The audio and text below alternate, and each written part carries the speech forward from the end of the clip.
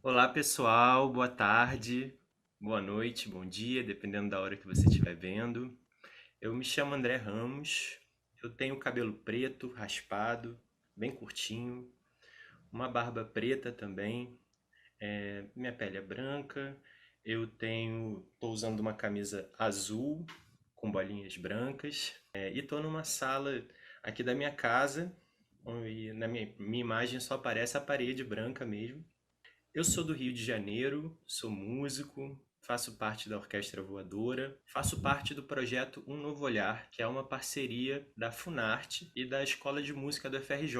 O projeto Um Novo Olhar é uma iniciativa no sentido de promover a acessibilidade cultural. Dentro desse projeto Um Novo Olhar, a gente tem a ação Acessibilifolia, né, que visa promover a acessibilidade nas folias e nos festejos populares do Brasil inteiro, envolvendo carnaval, coletivos de frevo, de maracatu.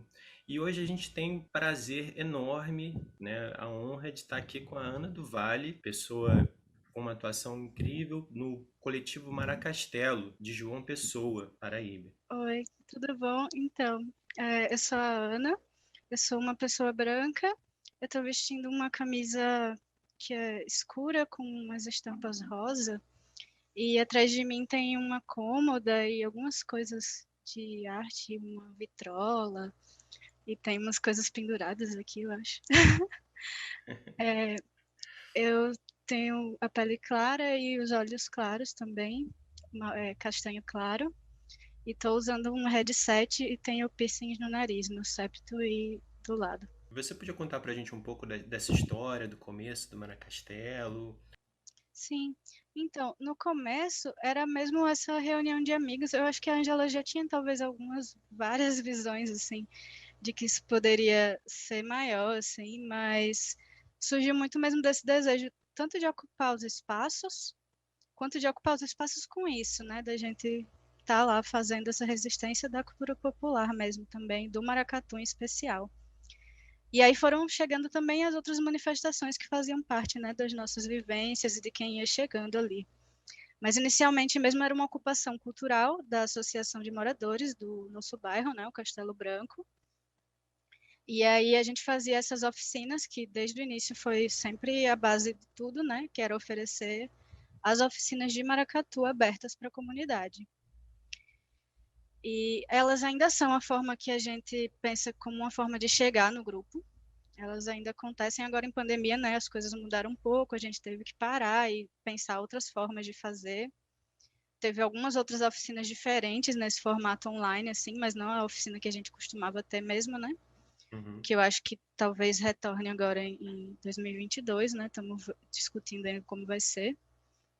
Mas ela ainda é a forma principal que a gente pensa de chegar no grupo, porque acho que essa vivência ela é muito importante também, né? Do batuque, daquele corpo coletivo junto, assim. Mas na pandemia também chegaram várias pessoas dessa outra forma distante, então a gente está bem aprendendo a lidar também com esses outros caminhos, né? Que é bem Sim. diferente, especialmente por a gente não estar se vendo pessoalmente, né? Que eu acho que Uhum. muda bastante a sensação, né, da coisa. E até porque é uma coisa que é feita por muita gente, né? Sim. Então, essa coisa do se ver e estar junto e se movimentar junto no espaço, assim, também faz bastante diferença. Mas hoje a gente tem a oficina, né, aberta, como essa forma de chegar mais próximo, mas tem vários projetos também que desde 2015 a gente tem desenvolvido nessa área da educação, que é pensando a afroeducação em espaços formais e não formais, né, de educação. E aí tiveram várias parcerias com a Universidade Federal, com várias escolas, instituições, ONGs ao longo desse tempo. Nesse momento, a gente está nessa escola Francisca de Assis, lá no Bancários, e está desenvolvendo um projeto lá que é com essa ideia da educação patrimonial. Mas passa sempre por essa proposta de uma pedagogia mais voltada para a pedagogia griot, né, que passa pelo corpo, pela ancestralidade, pela prática em si da coisa, né? Não só pela teoria, né, do que é patrimônio. A gente tem que é entender no corpo o que é patrimônio também, né? Para além de currículo, né? Do texto de currículo. E aí tem os festivais, né? Também que a gente tem desenvolvido já há algum tempo. Teve o Encontro de Batuques, esse ano a gente teve o Capulanas também, que foi um festival de cultura popular para as mulheres, das mulheres e para as mulheres, e foi bem legal, foi bem bonito. Teve mulher do Brasil todinha, foi uma delícia. Que legal. E como é que é essa experiência de vocês no Maracastelo em relação a isso? Olha, eu vejo que sempre foi um grupo que pensou muito na inclusão de todas as formas, mas esse movimento de pensar pontualmente a acessibilidade, pensar a pessoa com deficiência nesse espaço é bem recente. Estudar, né, e buscar melhor até as tecnologias assistivas, quais que são, como que faz.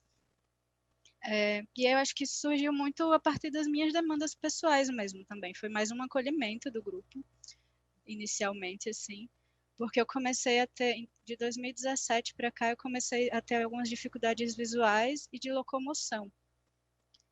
Então, essas coisas foram me impactando bastante. Eu já tinha algumas reflexões sobre as questões de acessibilidade, mas não conhecia muito, especialmente sobre as tecnologias assistivas. E aí, à medida que eu fui descobrindo, eu me afastei inicialmente do grupo, na verdade, porque eu não estava conseguindo fazer parte de muitas coisas por essas questões.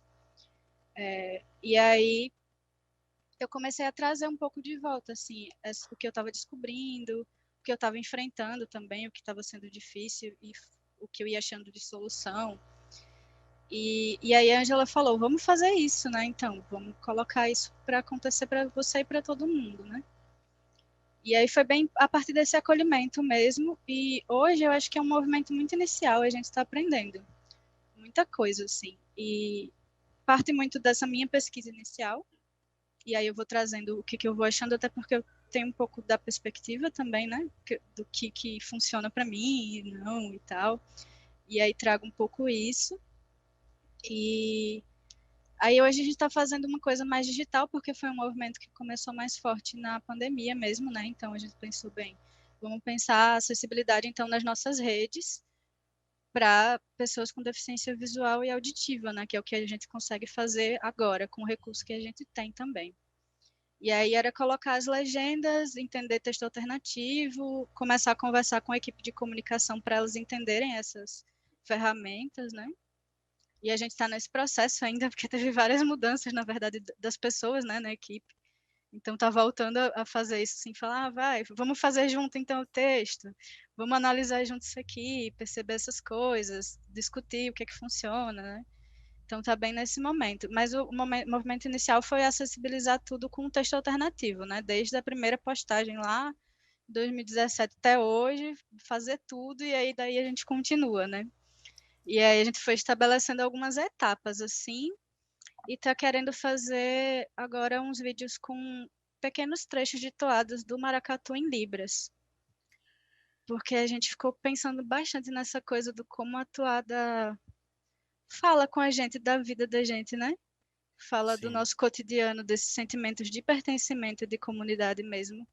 E que é uma parte que, às vezes, eu vejo muitos projetos que trabalham com batuque e maracatu com pessoas surdas e ensurdecidas e que trabalham o som, o batuque, né, o baque, mas não necessariamente essas letras que falam bastante. E aí a gente ficou pensando em fazer isso.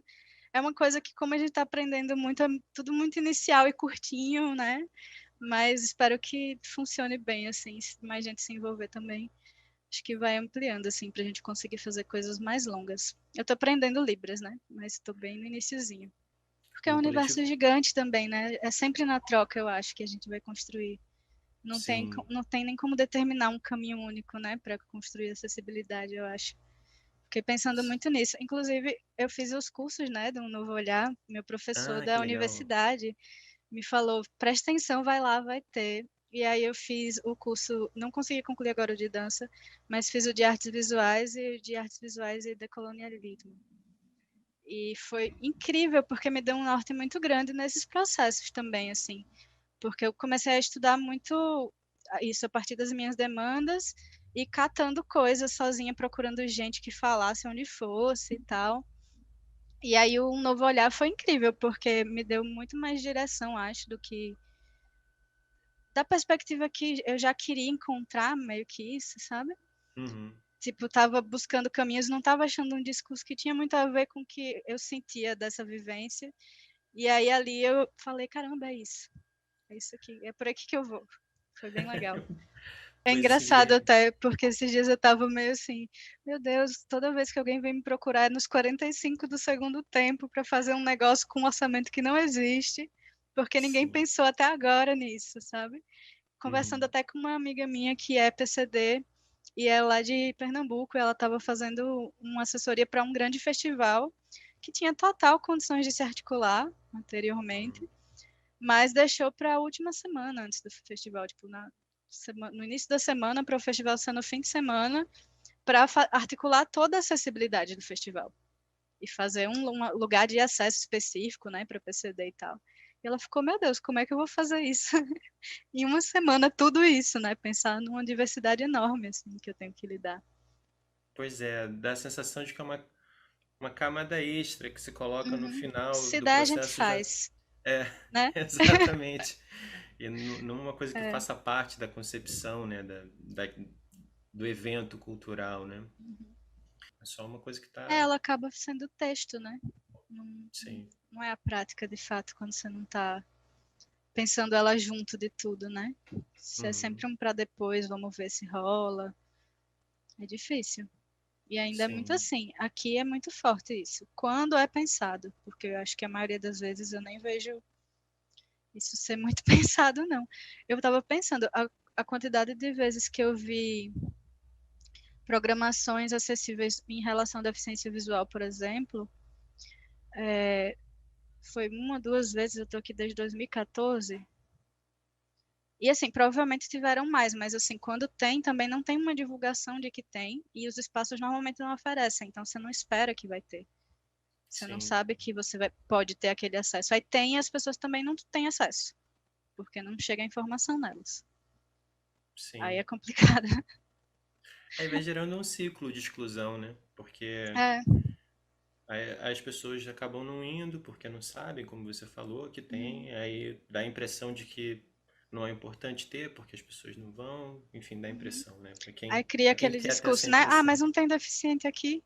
É, exatamente. Só que é uma Exatamente, né? cidade de idosos. Tem muitos deficientes aqui. Pois Só é, que no eles estão em Brasil casa, né? inteiro, né? No Brasil inteiro. Tipo, E, infelizmente, essa pandemia trouxe muitas sequelas a muitas pessoas, né? uhum. A Mais gente ainda vai. pessoas ainda terão deficiências, né? Depois desse Sim. processo. A ideia passa muito por isso, de não ser uma ideia de que a gente está ali para trabalhar a produção artística. Não é isso. É muito antes essa relação com a ancestralidade, com esse reconhecimento dos nossos mestres, com, enfim, esse diálogo, na verdade, entre o que está mudando, o que a gente precisa mudar, o que é novo, e o que é velho, mas que deve permanecer também, porque a gente precisa um pouco dos dois, né? Um movimento dessas duas coisas. E aí, como fazer dialogar, né? Essa nova geração que está chegando com a geração que veio antes, com a nossa, é um pouco isso. Mais do que pensar em produção artística, claro que, né? Passa por tudo isso e passa pela experiência de cultura popular, mas nessa ideia mesmo de trabalhar ancestralidade e trabalhar a afroeducação também, né? Que eu acho que é bem importante. O combate ao racismo sempre foi né, uma das pautas mais fortes, assim, porque existe, em relação ao maracatu e a várias outras manifestações, né, populares, existe um racismo estrutural muito forte e a intolerância religiosa também é muito forte. Eu estava pensando nisso até agora, você falou de sentir um otimismo, né, de encontrar esses grupos, e a gente estava fazendo uma pesquisa dos pontos de cultura da cidade. Então a gente começou a entrar em contato com alguns pontos de cultura para fazer entrevistas, tentar entender um pouco a perspectiva que eles tinham, conhecer a história deles e tal. E aí teve dois grupos de ponto de cultura daqui da cidade que foi muito forte para mim. Esse sentimento de tipo, a gente não está fazendo sozinho. Tem uma galera assim que está resistindo há muito tempo, sabe, também, que foi o Elionai Gomes do Ateliê Multicultural, que ele e também vai ter dia 20, inclusive, agora também, online, aí dá para você acompanhar isso aí, que Sim. é a apresentação do Alto dos Orixás. Eu posso te mandar depois disso, é bem interessante. Foi uma das Ah, coisas que me por favor. cativou muito quando eu cheguei aqui na cidade.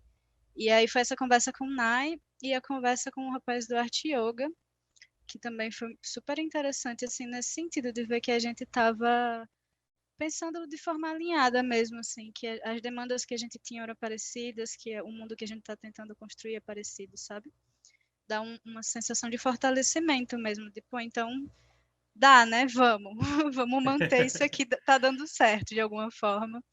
Parece Sim, muito lento, às vezes parece muito distante, mas acho que não é tão assim se a gente fizer junto, né? sim. Foi Pô, bem eu emocionante. tenho certeza que assim, muita gente vai ver esse seu depoimento e vai ter uma sensação parecida, assim, sabe? De entrar em contato com um trabalho Axé. tão legal sendo feito, tão potente, né?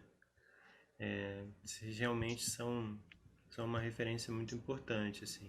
Vamos ficar junto, vamos ficar em contato, todos nós, né? Sim, E botar essas ideias para frente, né? é isso, ir Hum, trocando, né? E Isso. aprendendo junto. É isso, é construção mesmo. Fundo Preto com Letras Brancas. Um novo olhar. Realização: Universidade Federal do Rio de Janeiro, Escola de Música UFRJ, Fundação Universitária José Bonifácio, Fundação Nacional de Artes, Funarte, Secretaria Especial da Cultura, Ministério do Turismo, Pátria Amada Brasil, Governo Federal.